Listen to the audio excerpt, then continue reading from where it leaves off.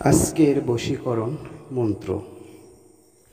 এই মন্ত্রটি কখন কোন সময় কিভাবে পাঠ করবেন, যাকে আপনি বশীভূত করবেন, বা বিবাহিত বা অবিবাহিত স্বামী স্ত্রী মধ্যে সূরা ইখলাস পাঠ করবেন চক্ষু বন্ধ করে। যাকে করবেন তার নামটি পাঠের সাথে সাথেই বলতে হবে। এইভাবে 3 দিন। যত গুড় তত মিষ্টি। অনেকে ব্যস্ত হয়ে যান, হচ্ছে না কেন?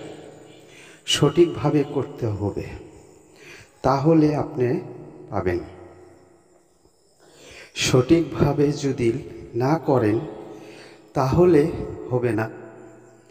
যে কোনো জিনিস ধৈর্য সাথে করতে হবে, অধৈর্য হলে হবে না। অনেক চ্যালেঞ্জ থেকে করেছেন, কোনো ফল পাননি। আমার দ্বারা আপনারা অনেক উপকার পাবেন। অনেক জায়গায় ধরা খেয়েছেন, আমার কাছে এসে বিভিন্ন রকমের কৈফিয়ত দেন।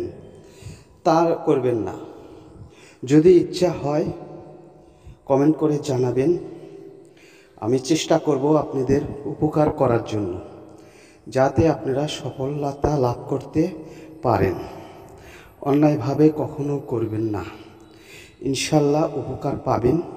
আজকেই শুরু করে দেখুন। আজ এই পর্যন্তই। খোদা হাফেজ।